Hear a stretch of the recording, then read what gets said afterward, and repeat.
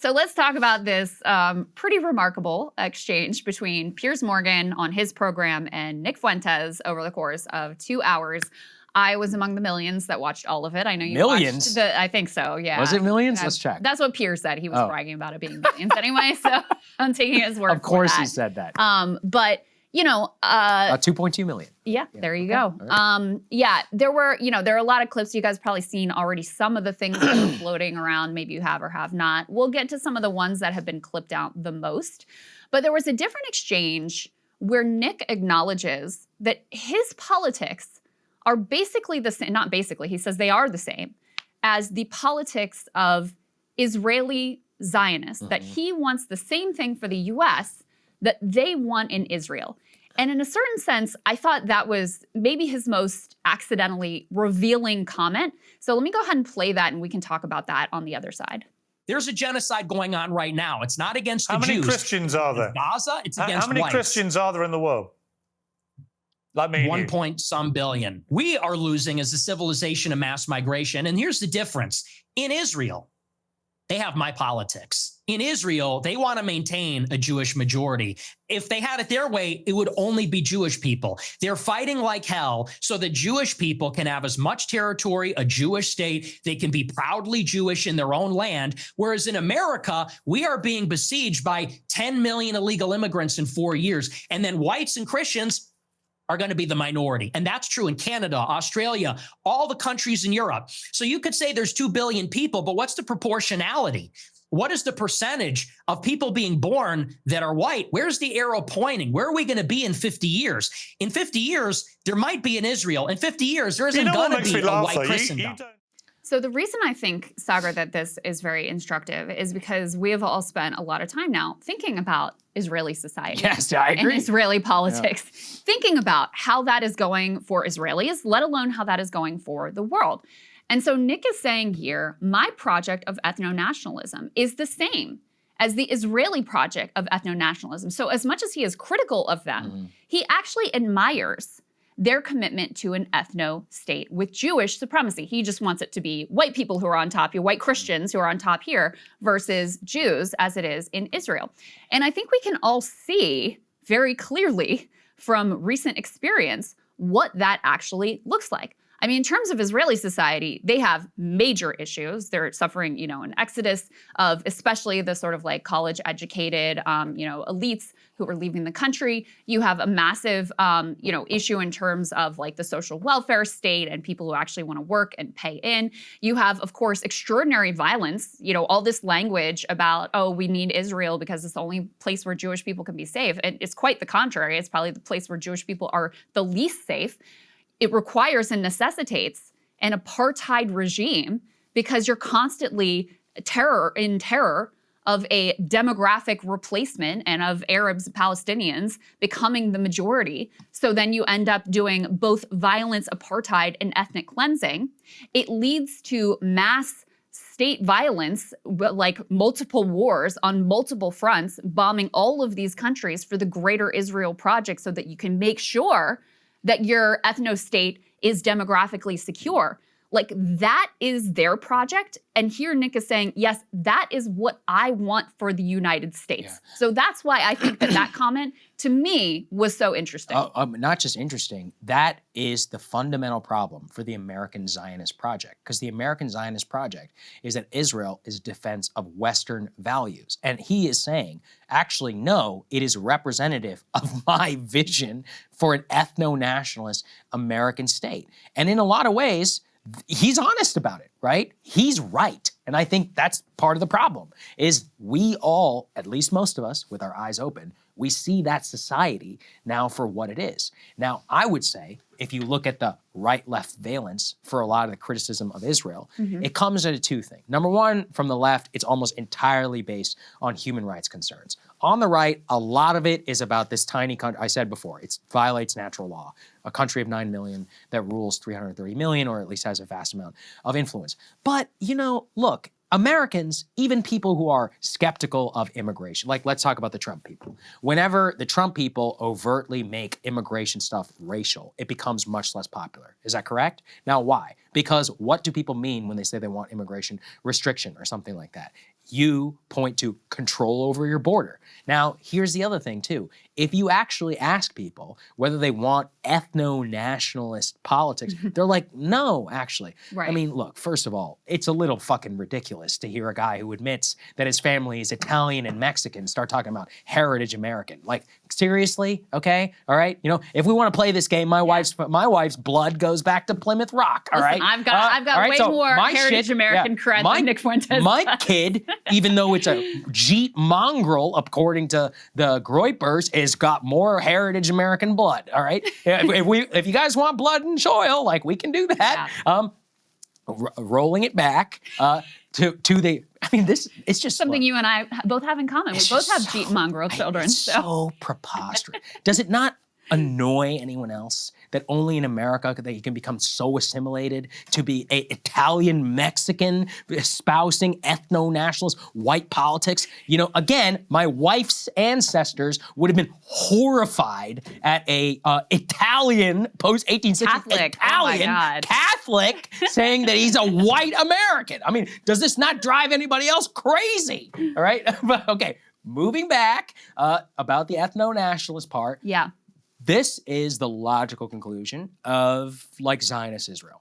And that's a nightmare. Yeah. Because Israel has always relied on we are better than everybody else. Yes. We are better than these barbarian Muslims who live in Doha. And by the way, look, I lived in Qatar, okay? I don't want to live in an Islamic country. It fucking sucks, if you ask me. Completely out of step with most Western values. I don't want that bullshit over here. But they want that shit. That's what I'm saying. They want that in their own, version to be imported here. That's part of what drives me crazy. I mean, they're the most identitarian people in the world. Think about what we have seen in Israel. Like, to associate yourself with their politics to me at this point it's honestly wild. Just this week, we didn't even get around to covering it because there's so much psycho shit that they do. Ben-Gvir and his acolytes, who are members of the government, their new symbol, their new pin that they're wearing around, I know. Yellow. Hang them. It's meant to look like the hostage ribbon, right. But if you look closely, it's a noose. Yeah. It's a noose. The symbol of racial terror, like the national global symbol of racial terror, that's what they're wearing. Why are they wearing that? Because they want the right to execute the Palestinian detainees that they are holding, some of whom are children, none of whom ultimately, or very few of whom ultimately even face charges. They're just randomly pulled. If you're military-age men, you're just assumed to be guilty. So there's that. We all witnessed the right to rape protests and the way that the rapists are celebrated in the country. Like, that is a natural extension of the Israeli Jewish supremacist ethno-nationalist project, as is the apartheid, as is the violence, as is the ethnic cleansing, and as is the fact that you are not interested in making peace with your neighbors. Like, all of that violence comes from this one rotten seed of we must do anything we have to do, and it doesn't matter. Nobody else matters. Only we matter, and we will do literally anything to maintain our demographic majority. So let's just be really, like, he is telling you those are his politics, and that is perfectly in line with everything else that he said. And the reason I appreciated this interview with Piers is because Nick has been doing, like, he just did one with Steven Crowder that was so fucking embarrassing. I'm sorry. It was Steven Crowder. That was— You don't have to say sorry. humiliating. It was humiliating because from the jump, he's clearly afraid of Nick and his audience, and everything's like, now you said some things I don't agree, but I think you were just joking. I think you're taken out of context. Like, let me give you the floor to explain that you're really much more reasonable and moderate, that these bad people want to make you out to be. The Tucker interview, also embarrassing, right? He's been going on this tour, and now he's sort of like can't be denied anymore. So, everybody's going to talk about him and everybody's going to talk to him. And mostly what he's been getting is softballs, or they don't have his words directly there, so he doesn't have to directly address them. Now, there are parts of this that I would have handled differently, but Piers, like, to his credit, he's good at this type of interview. He's not afraid of confrontation. He's quick on his feet. He had a moment where he had a couple moments where he caught Nick in some things that were like logical inconsistencies that I thought was very clever to do in the moment. He doesn't handle everything the way that I would, but he kind of forced Nick to actually be straightforward about what are your actual views. Are these jokes or are these not jokes? And I think that was at this point where we are with him being uncanceled and him being in the mainstream and having all this influence and all of that. I think that was important to do. So let me go ahead and play one of those moments. So, Nick actually called me out for always calling him a Nazi, prefacing with the fact that he's a neo-Nazi every time I talk about him, because I think that is an accurate description of his politics. So one of the clips that Piers played was him saying like how great and cool he thinks Hitler is, and he challenges him with that. Let's go ahead and take a listen how that goes. You think Hitler was very fucking cool? Yes, I do. One of them. And I'm tired of pretending he's not. Well, to be honest, this is the problem, you see. It's a bit like when you just say, I'm a racist. You're a racist who thinks Hitler's cool, but you're not anti-Semitic. If you're a Jewish person watching this, what are they thinking? So there you go. Yes, I think Hitler is cool. I'm tired of pretending he's not. Let me go ahead and play also this moment where Piers challenges Nick, with some of the things he said in the past and asks him, well, I mean, aren't you just basically admitting here that you're a racist? And Nick says, yes, he affirms, yes, you could say that. I am a racist. This is F3. Let's take a listen. I'm a new generation of white person. I'm not living around blacks. Sorry. I want white kids, and I don't want my white kids bringing home black people to marry. It's racial for me. And call me racist. Oh, very Christian of you. I don't give a fuck. I mean, it couldn't be clearer, really, unless you want to say that's another of your jokes. But you're basically saying, yeah, I'm a racist, aren't you? Yeah, I'm fine with that. You're fine with saying you're a racist? Totally. I think everybody's racist. I think everybody, if we're being honest, is racist. I think everybody, the only people that aren't racist or pretend not to be are white people, to their detriment. There was a funny moment right after that because Nick had taken great offense at Tucker playing for him something he'd said about his dad, which indicated his dad was racist. Piers. Yeah. Piers. I said Tucker, sorry. Piers played something for Nick that he had said about his dad that indicated his dad was racist. How dare you say my dad is racist? And then here he's like, well, yeah, everybody's racist. And so Piers is like, but wait, your dad is the one non-racist person? I thought that the whole dad thing was kind of weird because whatever. But my point is just like, look. I think it was clever because it got him sort of angry. And frazzled off the jump. Now, listen, to be clear, Knicks fans think he did a fantastic job. He thinks Piers was owned. Right. He thinks they think it's so base that he was like, yes, Hitler's cool, and yes, I'm a racist, and all of that. Like, they're totally happy with his performance. To me, I think it's very useful to have this new interview where he says overtly, yes, Hitler's cool. Yes, I'm a racist. I support the politics of, apartheid Israel. That's what I want for the United States. Okay, good. Good.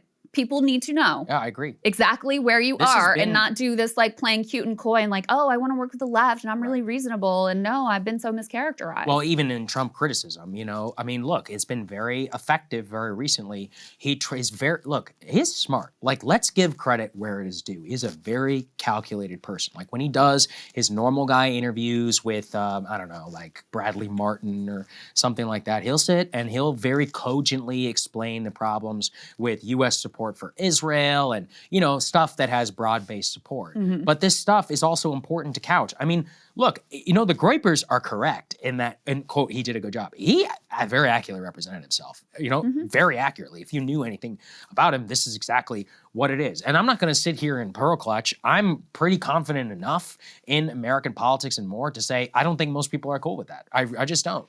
And that's the part where, look, this kind of begets media responsibility for couching in everything. This isn't important. By the way, why are we even paying attention beyond this is a thing? Because the thing is, and again, this is, in my opinion, kind of rewinding back, I think the last time we talked about Fuentes, I ultimately blame much of the, quote, liberal Zionist or right-wing Zionist project for this bullshit.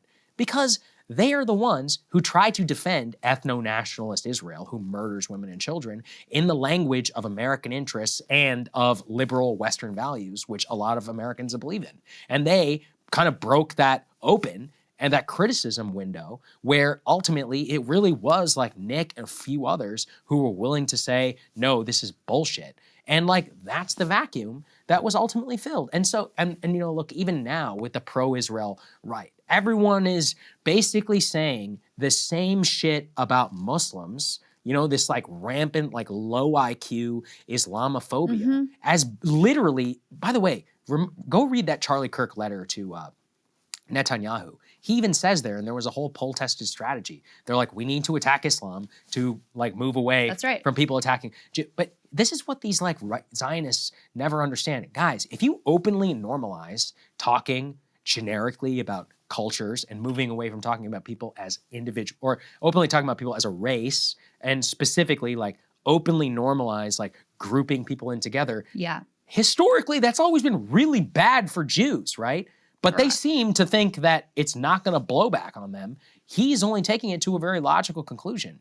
And so that's why his Israel comment combined with the race thing, it's like, yeah, that is that. That's the project. Listen, I mean, look at America. Like in general, broadly, what we mostly have come to terms with, again, even coming to immigration. I know you disagree, but there are a lot of people who still voted for Trump on the immigration agenda. I, again, think it was about control. And one of the things, I mean, even in this whole like race thing, whenever he talks about, I think he literally said at one point, race is not skin deep, right? Which, okay, I mean, yeah, if you believe that, I mean, that's fine. I guess, you know, not a lot of good evidence actually whenever it comes to U.S. culture. This is my, look, I don't love the race IQ discourse. I don't think there's a lot of really good that comes from it. But if you want to look at educational attainment by race and all that, you would be amazed at the difference, let's say, in the term white. White is a meaningless term. The income gap between a quote unquote French heritage American compared to a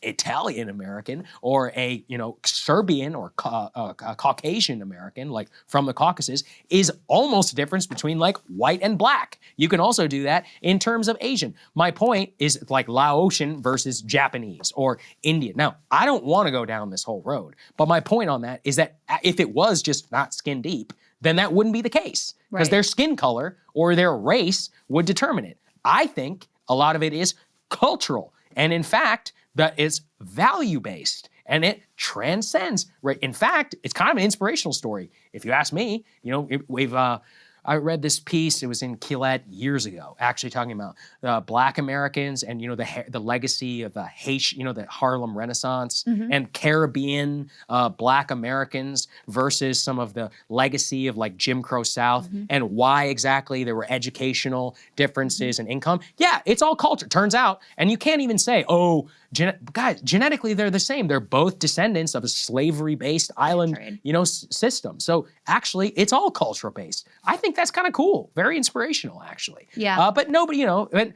again, I think entertaining this is dangerous. But I guess at this point, like we have to talk differences, you know, and all this. And so, look, and by the way, you know, I don't think people want to go down this whole road of, you know, they were talking about the Somali fraud thing. I'm like, okay, you want to talk about fraud? Like, you want to talk about fraud? Like, we can, right? Let's discuss Rick Scott. Yeah. How about that? Okay, but let's also look at, I'll say it, the Hasidic Jewish culture, right? Well, guess what? Go to New York City. You can look at landlords and all people. Racists do this all the time who are anti-Semitic. Do I think that's because they're inherently Jewish? No. I think that ultra-insular communities of any sort often can use their different network effects in order to pull off fraud. I mean, Nick, coming from an Italian background, this is something that's very much about the Italians, you know, and the mob and the way that all worked. I mean, yeah, it's a very common phenomenon, especially with immigrant communities, especially if there is, you know, especially actually if there's some sort of discrimination against that community and that makes them even more tighter knit and they're looking out for one another. Don't let my own people off the hook. I'm not a race. I don't believe, you know, in all the.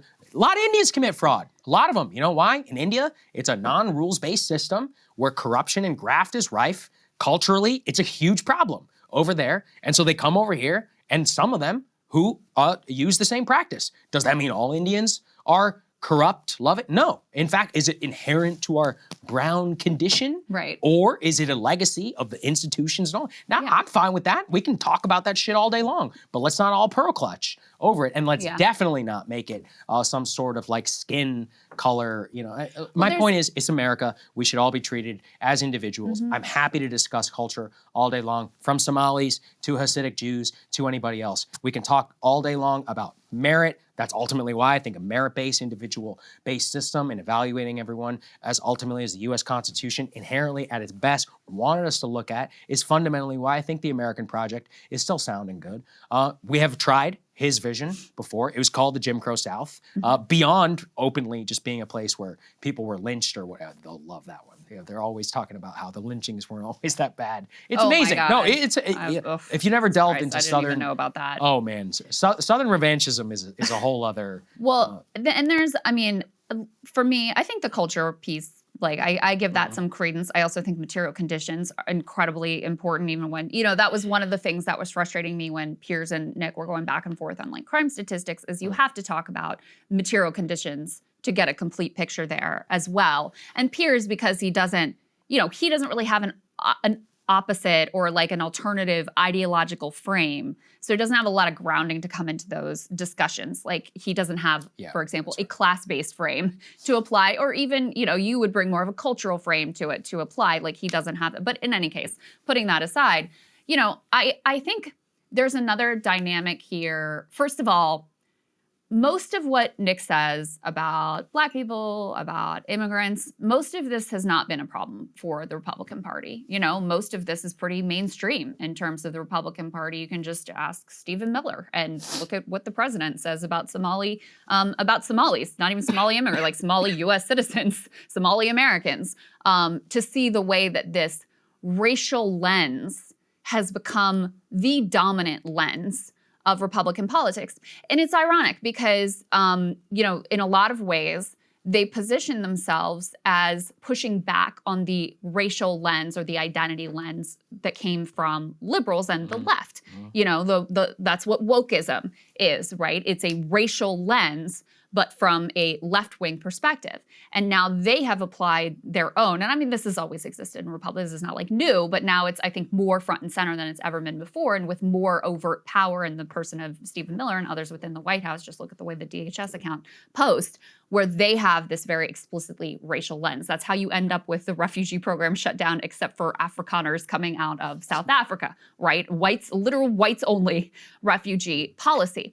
But where Nick comes in from their opprobrium is when he applies it to Jewish people as well. And so, that's why, like you say, okay, you blame liberals. Look, I think there's a lot of blame to go around for the flirtation. No, not liberals, for the right-wing Zionist movement. Right-wing Zionist, They're trying to have it both ways. They're trying to say denaturalize and deport all Somalis because we don't like Ilhan Omar. Right. But if you do the same, if all Jews, if you conflate for Israel, you're an anti-Semite. You can't have it. And you should literally be criminalized. Right, exactly. And locked up. Yes. And that should be made actually illegal. Yes. No, I blame the right-wing Zionists for his rise. And 100%. And I agree with that. And then to zoom out more broadly, I don't think any of us should be surprised that radical politics is ascendant, that it's more overt, it's a product of certainly like internet culture, but also just a product of the fact that the neoliberal project has run its course.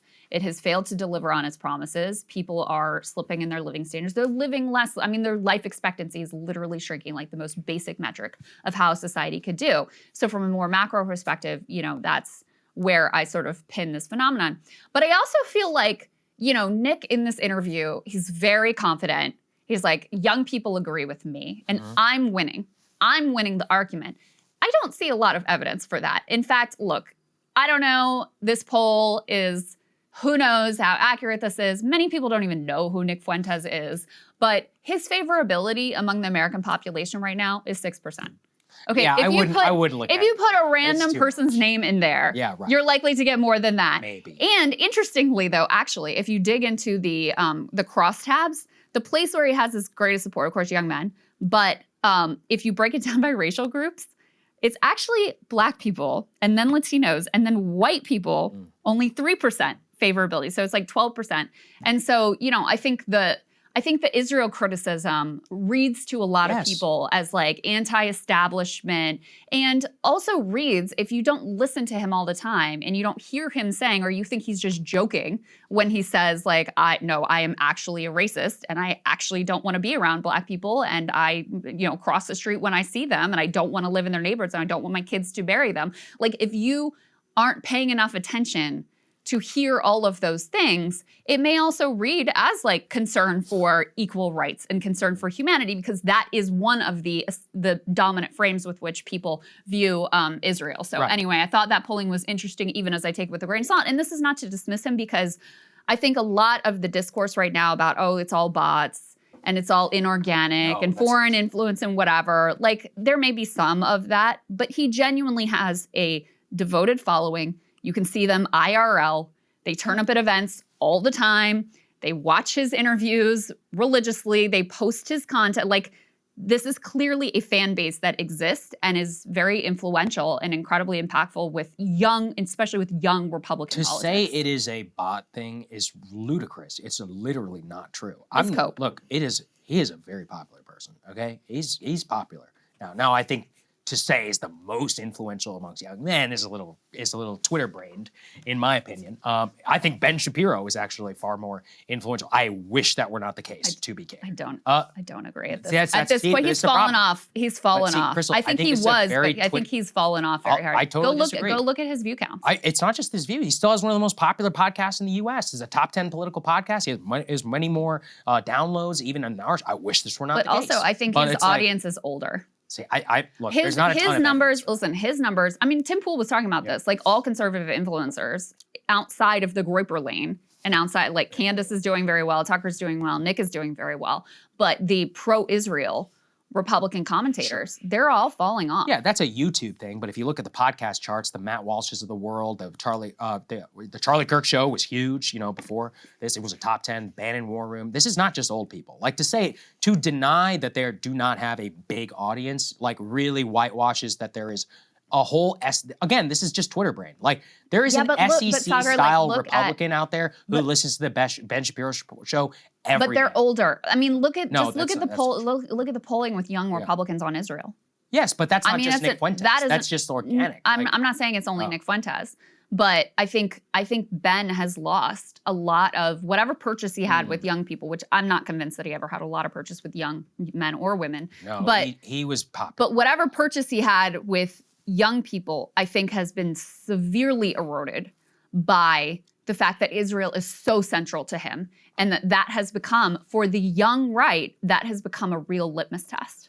Yeah, look, I don't disagree, but again, I wouldn't take podcast or Twitter virality exactly to the bank. Like, Megyn Kelly is the #1 conservative podcaster right now. Ben Shapiro is number 2. But again, podcast listeners tend to be older. I mean, than YouTube or that's not what our data Twitter indicates, really. Our data shows them. I mean, they're much more in our YouTube demographic. I don't know. Okay, exactly, 100%. I would have to look, but I would not take it all the way as like this is the #1. Now, look, let's give him credit. He is literally banned on most podcast platforms. So if he was able to compete fairly, maybe he would be as big. But I also think there's an element of people who live on Twitter too much, like, take this much more to the bank. To be fair, that has a Republican elite problem, because a lot of Republican elites are only on Twitter. So it can be very influential at that level. But there's still a lot of like normal frat dudes out there who are not supposedly necessarily into Nick Fuentes. Let's say they're listening to Tucker Carlson right now, who is one of the bigger, younger audiences. Candace is up here. But they're like Nick Fuentes adjacent. You know what I mean? I mean, they're not. I think it is fair. I'm just talking about in terms of Candace. No, yes, in terms of the Israel, in terms of the Israel criticism.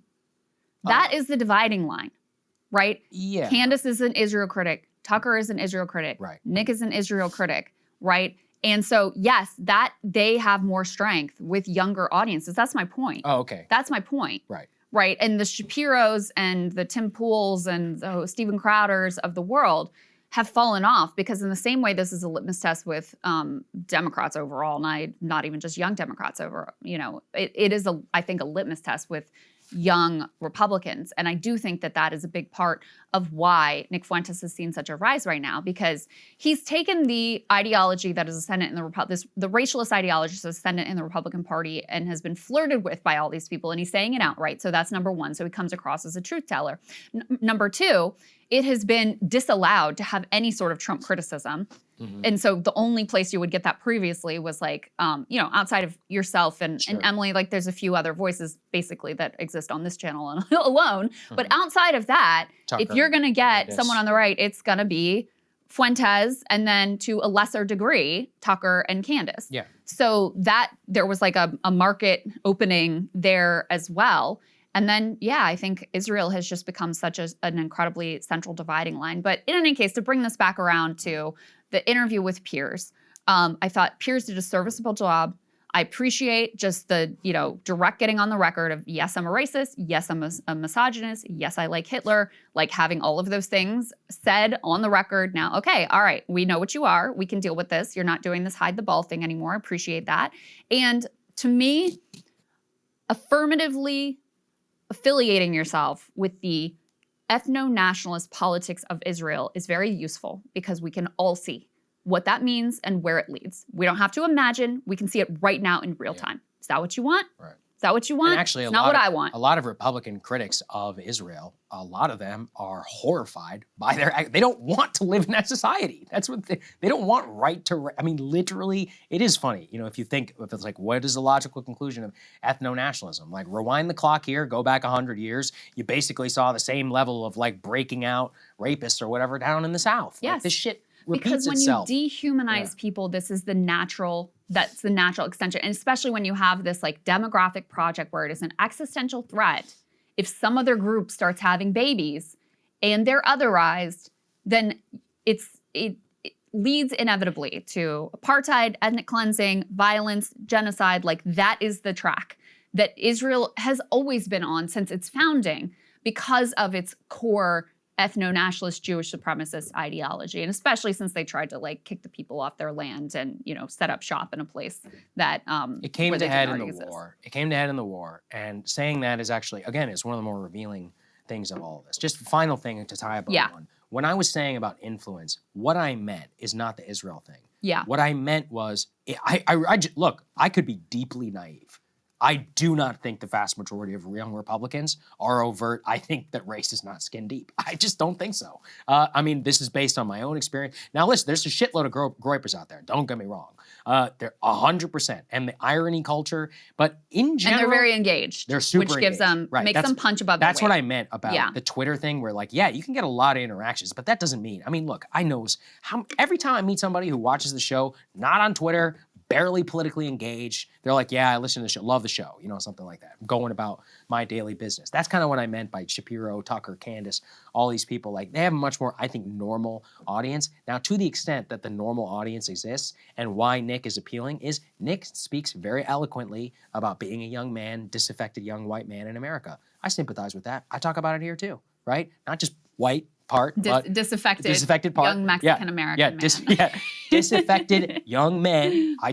He speaks very eloquently about what that's like. He speaks eloquently about what he thinks is like too feminized of a cult. Now he takes it pretty far. Not just far. He says women shouldn't have a right to vote. But they shouldn't have equal rights. Look, he is very obviously, just like with Israel thing and taking it to full blown anti-Semitism. He takes something with a real gripe, in society, and you take it full on. But he speaks, he's capable when he wants to of speaking about that. He's very witty, he's funny, and he has some very scathing criticism of Trump. All the ingredients for a broad appeal are all there. This is just being honest, from a purely like analytical perspective. And then the grand opening of Trump MAGA sycophancy in right-wing media, unable to critique Israel sycophancy from the Ben Shapiro's of the world, created this storm. And the funny part is they are just like him. Like the way they talk about Somalis is the way he talks about Jews. 100%. You're just like, you're not going to win. And he also talks about Somalis that way, by the way. So they're but my point is just that, on that one. He's the logical conclusion in many ways of the way that they want to defend their own Israel politics. 100%. And he's saying, actually, I'm the real representative of Israel here. I kind of agree with that. And so it's all just a question now of which way we want to go. So to the extent that this is an important interview at all, it's because there are people, I think a lot of right-wingers, who are grappling with what does it mean to be an anti-Israel Republican? What does it mean to be anti-Israel and not a leftist? And they have difficulty in their options of the Ben Shapiro or the Fuentes and all that. And it's like, you guys, you don't have to pick either. Maybe operationally, you kind of do. And then similarly on the left, people are like, oh, can we make, common cause or whatever? Because what did he say? He's like, we want to work together or something. Yeah. And it's like, they don't want to work with you, right? Or at least they probably shouldn't. They shouldn't. If they want to win, right? It's really a question about like political effective coalitions and like what it means for this. And so, yeah, that's my final tie a bow here is I think Nick is a creation of the right-wing Zionist movement. I think broadly also it's a representation of why we need better spaces for people to actually talk about all of those issues, which we do here on this show all the time. Mm-hmm. There's a reason that the fringes become popular in moments like this, and it's because there's no mainstream legitimacy, and then you have a revolutionary like Trump gets elected on their backs and then basically becomes more, that makes you lose even less faith in the political system. So I get it, and it's not an excuse at all. I guess it's more of it's a real leadership question, really, if you're a Republican especially, to be able to find some way to talk about this eloquently, and I haven't seen a single person really be able to do it now. It's kind of tragic, actually, because I think this is just going to keep rolling. Yep. Rolling. All right. Yep. Long-winded. We'll see everybody. There'll be a great Counterpoint show for tomorrow. Thank you for bearing with my voice. I'm sure it was grating for some of you. Tried my best. We'll see you all on Thursday. Hey, if you like that video, hit the like button or leave a comment below. It really helps get the show to more people. And if you'd like to get the full show ad-free and in your inbox every morning, you can sign up at breakingpoints.com. That's right. Get the full show, help support the future of independent media at breakingpoints.com.